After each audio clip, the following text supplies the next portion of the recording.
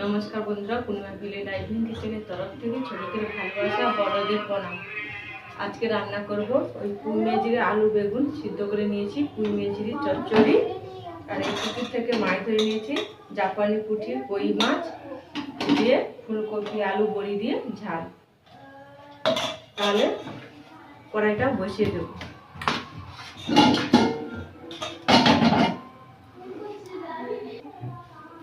কড়াইটা গরম হয়ে গেছে, তেল দিয়ে দেব, দিয়ে মাছগুলো ভেজে নেব। মাছগুলো ভাজা হয়ে গেছে, তুলে নেব। বড়িগুলো ভেজে নিয়েছি, তুলে নেব। এবারে কাঁচা টমেটোটা একটু ভেজে নেব।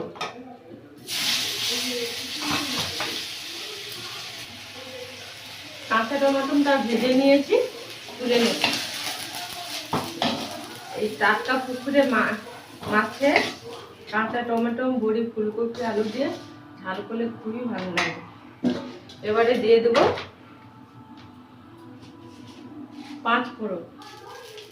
পুঁই দানা চচ্চড়িটা করবো, অনেকে পুঁই ডিগলি বলে। দিয়ে দেবো পেঁয়াজ কুচি, একটা কাঁকড়া পড়েছিল পুকুরে, কাঁকড়াটা দিয়ে দেবো, দিয়ে কাঁকড়াটা ভেজে। এবারে পুঁই ডিগলিগুলো দিয়ে দেবো, দিয়ে লঙ্কা গুঁড়ো,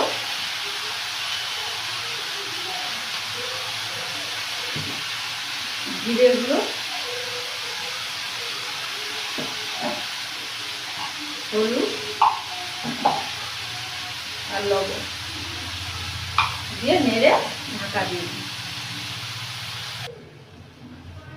পুঁই দানা চচ্চড়িটা হয়ে গেছে, নামিয়ে নেব। কড়াইটা গরম হয়ে গেছে, একে একে সব মশলা দিয়ে কষে নেব। পেঁয়াজ দিয়ে দেবো, কালো জিরে,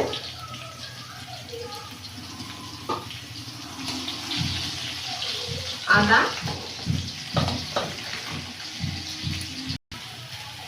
দিয়ে দিচ্ছি, হলুদ দিয়ে দিচ্ছি, লঙ্কা গুঁড়ো,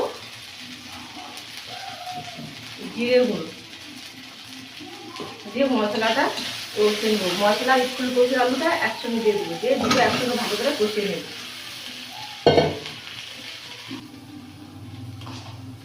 লবণটা দিয়ে দেবো।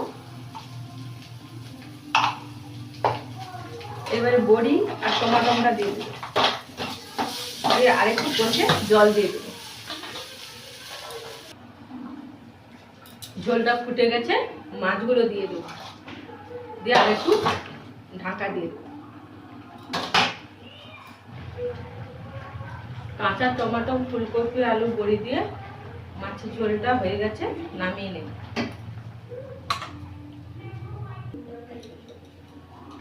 মাছের ঝোল পুঁই দানার চচ্চড়ি, পুঁই ডিঙ্গি বলতে পারো, পুঁই ডিঙ্গি চচ্চড়িটা হয়ে গেছে। তাহলে আসছি বন্ধুরা, আজকে টাটা।